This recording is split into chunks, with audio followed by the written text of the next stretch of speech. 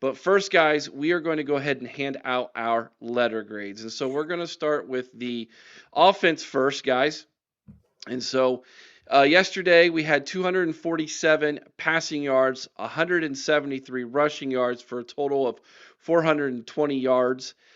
That was good for 7.4 yards per play, so that's pretty good. That's up a little bit from our average. We had 19 first downs during the game, 4 of 10 on third down, a little below average, but this was a better defense we were playing. We were 2 of 3 on fourth down. We only possessed the ball for 28 minutes. We lost time of possession for the first time in a while. But once again, we did not turn the football over. Chris, your offensive letter grade from yesterday. I'm going to go with a B. I felt like, again, that first quarter was very disappointing. I think that overall, uh, the offense after that, after it woke up, looked pretty solid. Distributed the ball to a bunch of different guys. Trey and Q both had pretty equal running yards. Um, so I thought overall not bad, but on the lack of strength in the first quarter, I got to go B. I think I'm a little bit. I go B plus because they got better as the game went on. I just don't know. What I don't know is if they were just like doing little things better than they were doing in the first quarter, or they were out scheming them, or the adjustments, or whatever, or if they were just flat out wearing them out. I just don't know. But they were running lanes were coming open. Will Howard was once again very very solid. A couple of make you sweat throws like he usually does, but um, offensive line, I think, is just getting better and better as the year goes on, as they play together.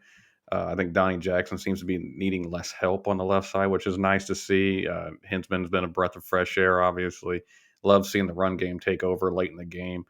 It's Northwestern, so I don't know how to gauge it, but I give it a B plus. Sorry, I was muted there. Yeah, I'll give it a B plus as well. I didn't really think too much of the first quarter was on Ohio State, their offense. I mean, the pass to Jeremiah Smith.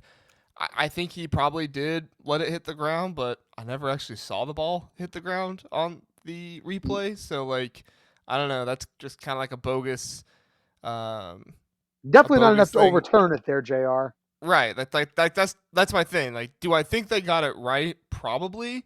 But they always want to talk about like, oh yeah, this is for sure what happened, indisputable evidence. There was no way there was indisputable evidence there, and they were so No. quick with it. It was like, okay, you guys obviously have no idea what you're doing. But I mean, we know refereeing is down all across college football right now. Like, this is Ask Nebraska. yeah. Ask Nebraska, ask anybody. I mean, ask Tennessee. They're Heck, all it was mad about PI on stuff. that. On the drop, it was PI as well. Yeah. So yeah, and there was PI on that one as well. So I don't know. Like at the end of the day, I've come to expect less from the referees than I expect out of the first quarter from Ohio State at this point, That's fair. and that's kind of sad to expect there. But overall, I felt like Will Howard did a really good job of throwing the ball. The pass to G Scott over the middle was really Mm. good. I think he had one of his best games of the year actually throwing the ball, and he didn't really have to run it that much because he was able to pass the ball all over him. He had some deep balls that were really nice. Carnell Tate made an amazing catch, that diving catch that was blocked by the crowd when you're watching on TV, but we saw it eventually, so that was good. So yeah, B plus for me. All right. You guys, that all sounds good, so I'll just go with whatever you guys said there. I'm still trying to Big figure ditto this from thing Eric. out, man. I can't. All right, defensive letter grade. Passing yards allowed was 201. We only allowed 50 rushing yards. That was great for a total of 251 yards on Saturday, 3.8 yards per play. We did give up 17 first downs, 6 of 16 on third down efficiency getting off the field, 2 of 4 on fourth down. Northwestern did possess the ball for 32 minutes, which is 4 minutes longer than us. However, they pretty much manhandled the entire first quarter and then the second drive in the second quarter. But and then there was one turnover there to they stubbed their toe on that first drive in the game. So, your defensive letter grade, Chris. I've been bouncing back and forth on this one all day, but I'm going to go a B minus. I really feel like that first quarter was very, very disappointing. The touchdown they gave up after having that great run the last couple weeks, very disappointing. This is not a good offensive football team. Um, yes, they've only given up one touchdown in what 3 weeks offensively, but that's one more than they should have. This is not an offensive powerhouse, Northwestern. And they had their way for about the first 17 minutes of the game. So I just can't bring in clear conscience give them better than a B minus. I completely agree. If you watch the live broadcast, I was legitimately pissed off for the first quarter and a half. Defense was horrendous. They were getting. It wasn't even the fact they were getting. People were open and things like that. They were They were just getting getting blown up. blown off. Exactly, blown off the ball. Even on that touchdown run, I think we run blitzed and they Mhm. still just blew us. I mean, they were all 5 yards back. It was just like, are you kidding me? This is extremely unacceptable. If you get caught looking another way or something and it happens, whatever. I mean, it happens to everybody, but just getting straight up bullied, no, not acceptable. They did course correct and they dominated later in the game, fine. But that first quarter and a half, you can't, like Chris said in the opening statements, you cannot do that against Oregon. You cannot do that against Georgia. Even Penn State, you I can't don't know if do you could that. do it against Indiana next week. You're right. Indiana coming up. You can't do that.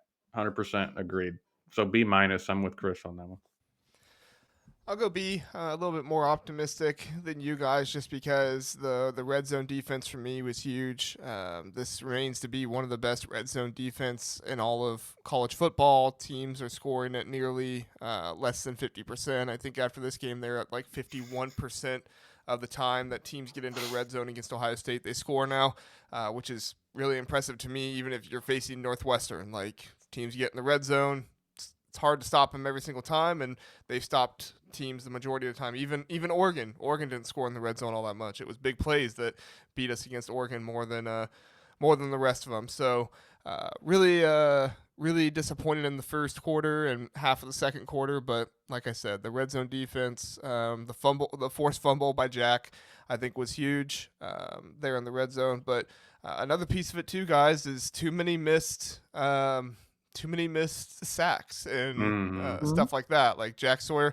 I mean, Caden Curry couldn't even tackle the punter. Like That was weird, wasn't it? I can't even explain that Yeah, one. that felt weird. I had no idea what happened on that one. That was so strange. Who blocked it? Adolph. Adolph. Adolph That's and right. Curry. They gave Adolph and Curry both credit on the block. Yeah, I mean Curry was behind him. I don't know how you give him credit on that, but yeah, Adolph was right there. He got his hands up for sure. So, yeah,